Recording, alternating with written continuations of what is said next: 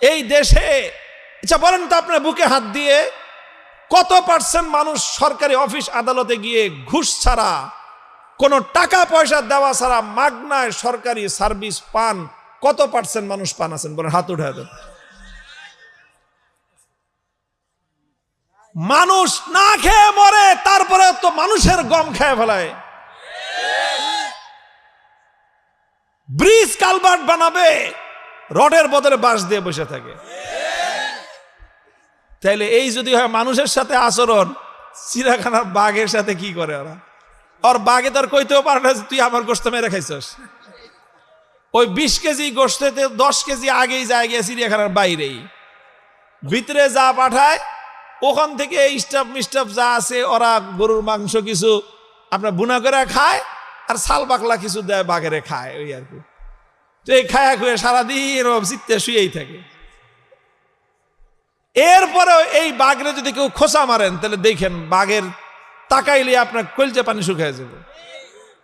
এরপরে মাঝে মাঝে ও একটু একটু নিঃশ্বাস ছাড়ে, গর্জন দিবে কি, এই মরা বাঘ আটকানো বাঘের বুকের থেকে গর্জন আর হুঙ্কার বের হয়। এরপরও সামান্য একটা আওয়াজ যখন করে গোটা চিড়িয়াখানা থরথর করে কেঁপে উঠে, সমস্ত পোলাপান দৌড় দেয় যে বাঘ গর্জন দিতেছে দেখার জন্য। 54 বছর পর্যন্ত আমরা দেখেছি আমাদের এই দেশ থেকে কিছু মানুষ তারা রাজনৈতিক নেতা হয়ে উঠে, আর সারা দেশের সাধারণ মানুষকে তারা তাদের চাকর মনে করে। এই রাজনৈতিক দুর্বৃত্ত নেতৃবৃন্দ রাজনৈতিক নেতৃত্বের নামে গোটা দেশের সাধারণ মানুষকে তারা নিজেদের চাকর বাকরে পরিণত করে।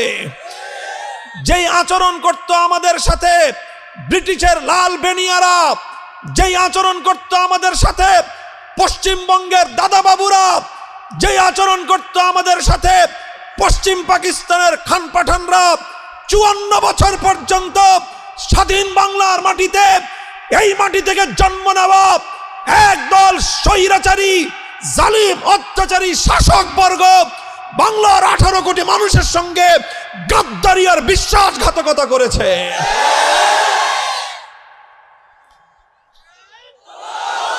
মুহতারাম হাজিরিন, আমি আপনাদেরকে এই জন্যই বলতে চাই, এই যে বাংলাদেশটা গড়ে উঠলো, এই যে বাংলাদেশটা জন্ম নিল, ব্রিটিশকে খেদাইতে হয়েছে, পশ্চিমবঙ্গে দাদাবাবুদেরকে বিতাড়িত করতে হয়েছে, পশ্চিম পাকিস্তানের খান পাঠানদেরকে বিতাড়িত করে তারপরেই বাংলাদেশ হয়েছে।